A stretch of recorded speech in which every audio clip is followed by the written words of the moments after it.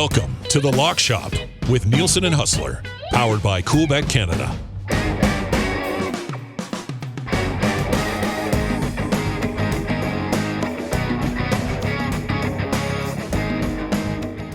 Hey, happy Wednesday, everybody, and welcome to another episode of The Lock Shop. Nielson and Hustler back with you once again. Hustler is in Qatar. I'm in freezing cold Edmonton. I'm wearing the toque inside, but it's the nice COOLBET toque, looking pretty sharp today. Of course, COOLBET, our presenting sponsor of The Lock Shop. We got puck picks for you, and we've got World Cup action for you as well. Hustler, are you just frozen? Or are you? I am apparently frozen. You are frozen. And you I thought can you were hear sitting me. very still. No. You know what? Just Give me reconnect. 1 second. Yeah. Give me 1 second. Why don't you tell Okay. people about how they can win $1,000 by subscribing to the Yeah, Lock I will. Shop That's YouTube page. And, that's hilarious. give me a moment to try to get this back in effect here. I thought he was sitting. Look, I got in this drawer right next to me. I got $1,000 cash. I'm surprised we haven't hit the number yet. We're about 350 members on our YouTube channel.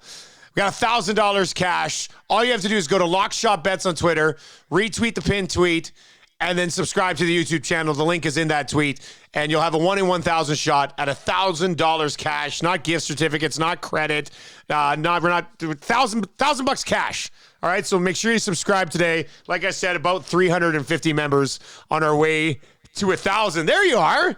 You've reconnected, my man. Looking good. Yeah, I don't know. We're every now and then the camera just pauses and freezes a little bit. I don't know. We'll figure that out at some point. It's although it's a much easier to get it going again doing the Lock Shop than it is sometimes in the middle of a WST episode halfway across the world. That being said, hey, big stuff. We will get to World Cup in a minute. Yes. We got to get Jake in here too. The boys are on a bit of a heater here with the Doha double, which we'll get to that. But no CFL, Dusty. This is sort of weird now. Wednesdays, I know. and we do have. It's not too long before we'll be into January, and we'll have the PGA Tour back, and we'll be able to get our golf picks in before Thursday tee off.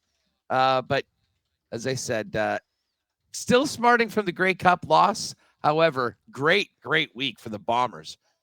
Willie J back, Adam Bighill back. It sounds like Farhan Lalji reporting that the mastermind of it all, the leader of the Bombers, Mike O'Shea, going to come back as well. So Bomber fans looking forward to a full year of unfinished business up until next year's Grey Cup. So lots going on there. But tell you what, you can see I'm sporting the Jets golf shirt today. Jet fans walking around with a little bit of a jump in their step these days. 5-0 shutout of the Avalanche last night. And best start in team history right now, right up near the top of the Central Division. It's been just an unbelievable turnaround. Rick Bowness, can't say enough about the job that he's done with Winnipeg right now. And Josh Norrisy, formerly known as Josh Morrissey, is... What a great name. Hey, he's got 25 points in 21 games. He still leads the Jets in scoring. Scored one last night, 2 OT winners last week. Pretty amazing considering how miserable last season was. Where the team is right now. And I will say this, I had a heartbreaker. You'll love this. I've had, obviously been betting a lot of soccer here right now. Obviously we get to the NFL. But even though it's been almost impossible to watch these games, I mean, they're starting at 4 or 5 in the morning here. Had a 3-gamer last night. Had the Jets, had the Flames. I lost my ticket on the Kings. Oh, no. 9-8 in overtime? Are you kidding me? Any Jet fans watching from the Winnipeg area remember the most bizarre game in team history, October of 2011, the 9-8 win in Philadelphia. Apparently Martin Jones played the entire game. Led in 8 and got the win. Not bad. Yeah, led in 8. 771 save percentage. Got the win. Led in 8. Didn't yank him. That was something. That got everybody kind of perked up interest-wise last night. Unless you bet the under, of course. Then that would have sucked. Well, if you bet the under, you were done 5 minutes in. I mean, yeah. Far better that than lose it 5 seconds left in the game, like the Florida Panthers did in Edmonton a couple nights ago. What a thriller that was. And I know Andrew Walker Hedge, he had a plus 510 goal prop on Evan Bouchard and waited until 5 seconds. Oh, come on. One. Yeah. Wow. What a wild game with that. And listen, I we'll probably talk about this a little bit going into next week's visit by the Florida Panthers, but it's not going so smoothly for our old boy Paul Maurice there in Florida right now. They got pumped last night in Calgary, back-to-back losses in Alberta. They got to go to Seattle, Vancouver, and then come back to Winnipeg. And who would have thought that the Jets would be flying high and the team that won the President's Trophy last year would be in the situation they're in right now? They can't keep the puck out, man. They've allowed the most goals in the division. They've allowed almost 40 more goals than the Boston Bruins have the Florida Panthers so far. And the Bruins are excellent defensively, but man, that's why. Let's get into it because we're going to give you some World Cup picks. Jake's going to pop in here. He's in the room there with Huss. He's going to pop over. But let's dive into some puck picks. And you know what? Huss mentioned Wednesdays have been our CFL since we really sort of expanded the lock shop. We got NFL still right now. We're going to have our Thursday night football episode coming up on Thursday. Obviously, best bets, props and parlays, all that fun stuff. But then after football, I mean, we're back into our wheelhouse of golf. We're talking hockey, probably puck picks on the regular, betting baseball again in the spring until the CFL circles back around. That's the best thing. And that's why we decided to take the lock shop essentially, 4, 5, 6, 7 times a week, just because there's always something to bet, including National Hockey League action tonight, Huss. And we are both on the Edmonton Oilers -1.5 tonight against the Chicago Blackhawks. Well, listen, I mean, you would be able to speak to the Oilers far better than me. I mean, to be honest, I've been sort of surprised to see where the Oilers have been, basically just middling around 500. But they got Chicago tonight. And I watched Chicago play the Winnipeg Jets on Sunday, and the Jets pounded them 7-2. It really looks like there's a few players that are just waiting to see where they end up getting traded to. A few other guys that probably don't belong in the National Hockey League. A guy in the net having a tough time making a save. And that is... that's not a good scenario when you're going up against Connor McDavid and Leon Draisaitl and the rest of the Oilers, who I would imagine might hit the road with a bit of a jump in their step, much like Jet fans after the way that they came back and beat the Florida Panthers. So, listen, there's only a few games. There's 2 games that sort of stand out to me. It's the Oilers and the Leafs who have been red hot. And I'm sure Jake, we don't want to get him going too much on Mitch Marner right now, but he's hotter than hell. He's a couple games away, I believe, from an all-time Leaf point streak. And they got San Jose coming in after on the second end of back-to-back. So, I mean, it's a little chalky, and I'm certainly not just going. I mean, you got to pay the price, and you got to go with the puck line. But Edmonton at +116 on the puck line against the Blackhawks. I love it.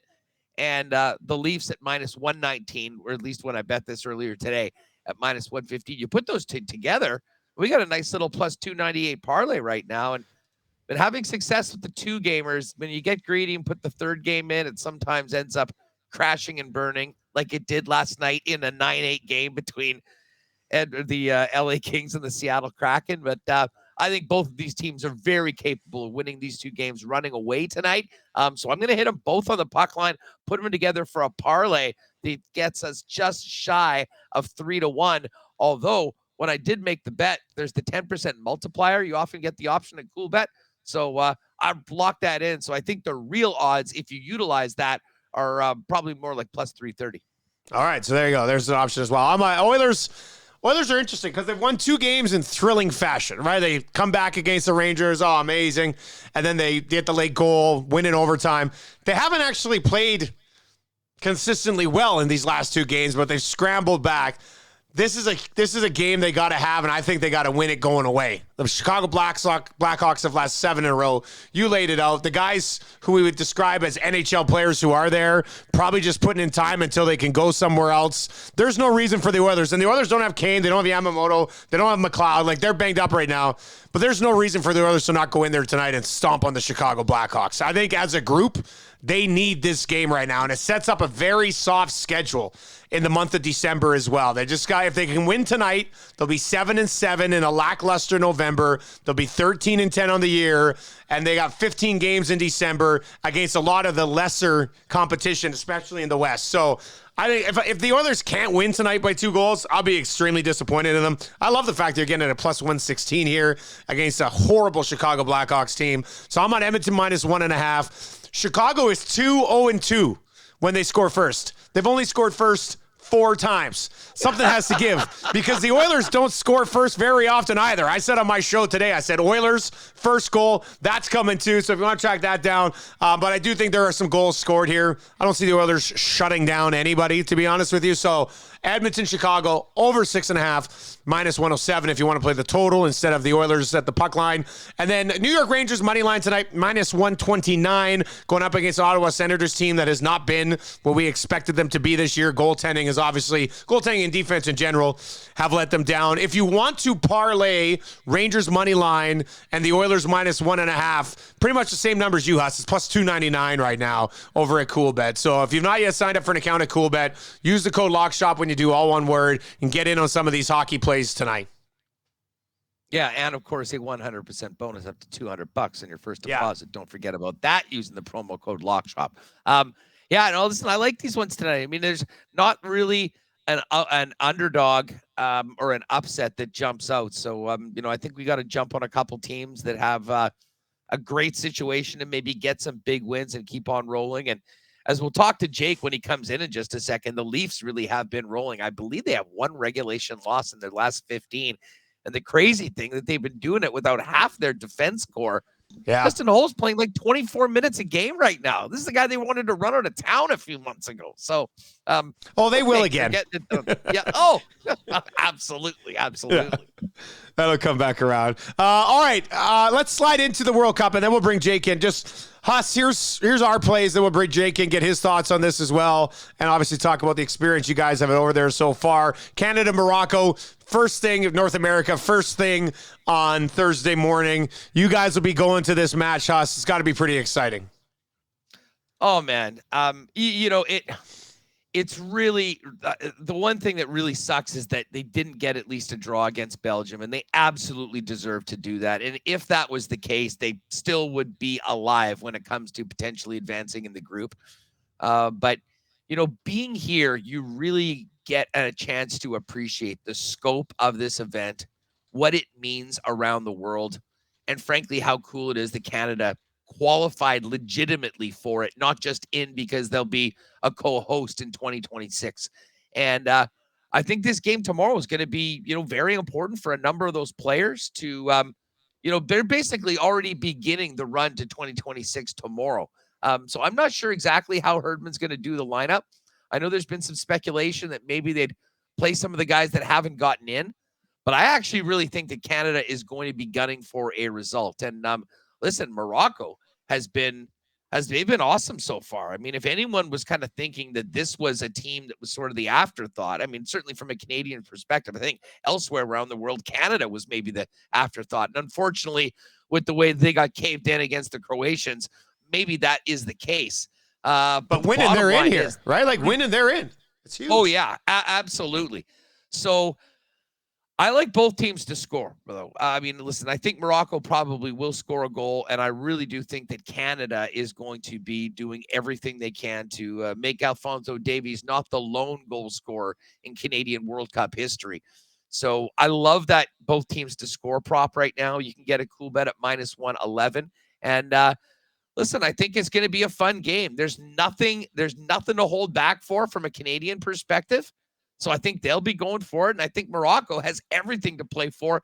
So getting plus money at over 2.5 goals, we're in on that, Dusty. And I really do think we're going to have a fun, enjoyable game where Canada's going to leave it all out on the pitch, trying to make all Canadians proud, whether they're at home watching or here in Qatar. And, the Moroccans have their sights set on moving on. That means they're going to have to score a couple as well. So I think it's going to be a really fun game. It should be exciting. And we should have some goals. So let's make some money on it at over 2.5. Yeah, over 2.5 plus 113. That's my only play on this game, and I like it. I'm pretty on board with this over 2.5. I like that. I went and looked at it. I was like, hey, where's the 2.5 at? And I saw it was at plus 113.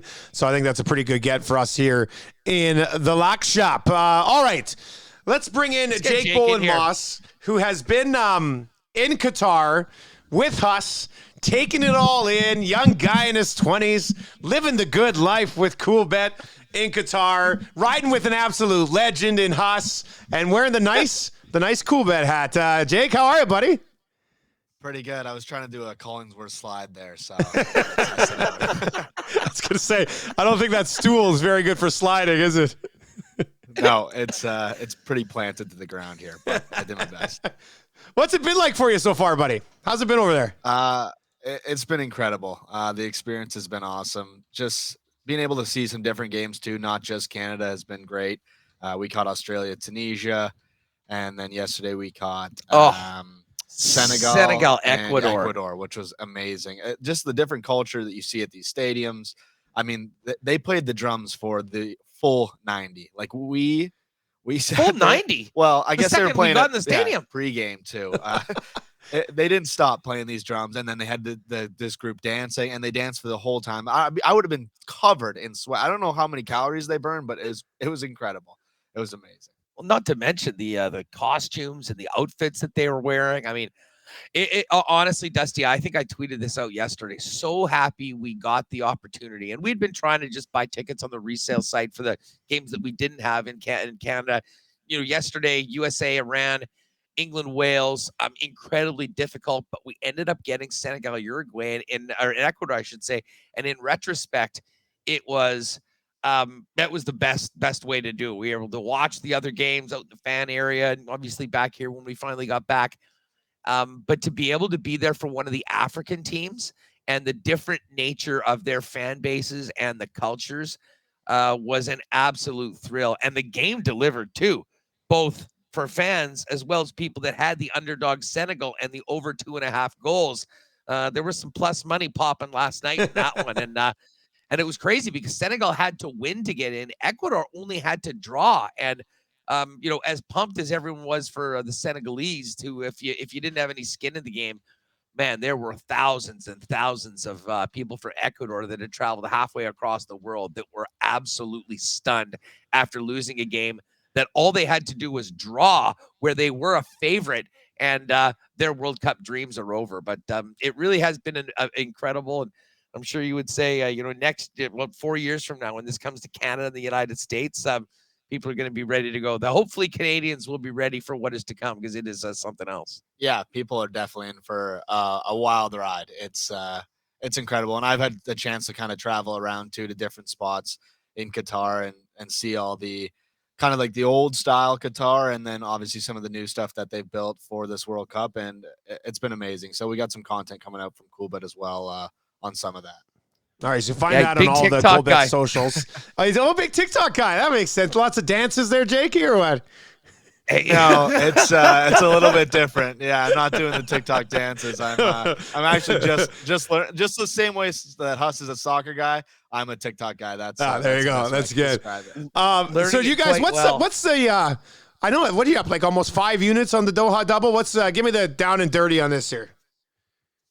No, yeah, I went through yesterday. So I think we've had 8 Doha doubles. I think it's 3 and 5, and I think it's up 2.4 units. So assuming you had a unit on each of the Doha doubles, you'd be up right now, and you're guaranteed to be up for at least 2 more days, even if they both do lose. But we're looking for winners. I mean, we cashed a 4-1 yesterday, and then I think we plus 365 today on our one. I think we can talk about that probably right now if you mention it. Yeah. Well, listen, if you're with us live, because the games, the late games with Poland and Argentina and Mexico and Saudi are coming up at the top of the hour. You've still got time to get in on the Doha double. And yes, as we mentioned, there was incredible confidence, Dusty. And the funny thing was that the plus 400 was the biggest number we'd had on a ticket all week. But really liked it. USA to win and England to win to 0. We had to sweat that one out. Maybe in retrospect, I mean, the stress of the England to win to 0, they were up 3-0. So if they gave up a goal, it didn't matter to them. Well, it mattered to us. They did end up shutting out Wales. They got it done, and that one cashed. And for today, we're going with Mexico to win. They've got to win to stay alive. And there's so many permutations in this group after the stunning victory of Saudi Arabia over Argentina to begin the thing. And then we like this Argentina-Poland game is close to our heart because we're sort of secondary members of the Polish national team being here at Esdan Palace. No joke, though. And people that love soccer and know the big stars in the world. I was chilling at the pool the other day, And I look over and I'm like, oh, these are some of the players. And then people are sort of looking, and we met some Polish people from Canada. Go, you were sitting right beside Robert Lewandowski, one of the biggest players in the world, Barcelona. I just pull time with Robert Lewandowski and whatnot. But Poland's got to have a result. They're all saying, too, all his teammates are being like, you're sitting next to us from the lock shop. Same thing. Yeah. Not just different ways. But yeah, Jake, we got a little piece of Poland today. Yeah. Poland needs a result. I'm sure they're really looking forward to getting through. And Argentina, they're stressing themselves. I mean, that loss to Saudi has put a big damper on their tournament. And this game means as much to them as it will to Poland. So we're expecting kind of both teams to press a little bit. And that one, we have both teams to score, correct? Yeah, exactly. Yeah. So basically Mexico to win. They're a favorite, like a minus favorite in that game. I don't know what the exact number is right now. Yesterday, I believe it was minus 137. It was minus 145 earlier today. And then, both Argentina and Poland to score in this game. And I guess there is some concern that, but it's a dangerous game to sit back and sort of, stick around playing for a draw. I think Argentina is going to score, which means Poland's going to have to do it as well. And listen, you got Messi, you got Robert Lewandowski. I mean, two of the best strikers in the world. Why not score? So that's the Doha double today, plus 365. I think it's moved down a little bit because I think there might be a little bit of risk for the house right now after yesterday's 4-1. But if you want to ride with us, COOLBET exclusive, that's where it's at. And if you're not hitting the lock shop, we basically had a Doha double every day since we've been here. We'll have another one tomorrow and another one, I'm sure, for Friday. Saturday, maybe not with travel. And then next week, Jake, it's going to be we will cease our time as semi-permanent residents of Qatar and get back to Canada. But then we get into the round of 16, which is going to be absolutely phenomenal considering the quality of teams we've seen so far this year. Yeah, and some good surprises. I mean, yesterday, Senegal getting through was a surprise. I think they were probably third in that group to get through. And then Australia today, a huge win. I don't know if you saw the scenes from Melbourne, but it was like 4 a.m. there, and on Twitter, it was just rocking. So, I honestly, it's great to see for a lot of these countries that weren't sure if they were going to make it there. I'm pumped about that, too. I mean, we went to see the Australia-Tunisia game, and big fans of the Socceroos. They played their asses off. The fact of the matter is, I mean, they beat two quality teams, Denmark and Tunisia, both favored, both significant favorites over them in both games. Huge accomplishment for Australia. And listen, every year there's a couple teams that do that. We, of course, were hoping that it would be Team Canada. That's not going to be the case, but the Canadians are going to be ready for a big performance to hopefully end on a high note tomorrow and maybe play a little bit of spoiler for a Moroccan team that will have plenty of support here in Doha tomorrow. Well, you guys enjoy that for sure. Quickly, Jake, COOLBET TikTok. Where can we find that? Like, what's the handle? Should be at COOLBET Canada. I think it's the same handle across the board. TikTok. So, yeah, at COOLBET Canada. Perfect. Excellent. All right, so that's going to do it for another episode of The Lock Shop. We'll be back on Thursday for the Bills and the Patriots. We'll set that up. And, of course, we got our best bets for Week 13 coming your way on Friday. If you've been listening to the podcast, make sure you subscribe to the new YouTube channel. Just search Lock Shop Bets on YouTube, and you can give us a sub over there as well. Huss, we'll talk to you tomorrow. Jake, good catching up, buddy. Yeah, you bet. And hey, just a quick one on the way out for folks that, want some more scenes from what we've got going on in Doha, especially around the Canada game. You can follow me on Instagram at Hustlerama, at COOLBET Canada as well. We've been throwing out a bunch of things kind of around the scenes of the stadium outside beforehand on the Instagram story. A lot of people really liked it. So if you do want to check more of that out, give us both a follow there. And we'll have plenty for you tomorrow. Probably when you get up going into what will be, I guess, an 8 a.m. start in Edmonton and a 9 a.m. start in Winnipeg. Looks like a great trip, you bastards. Talk to you later.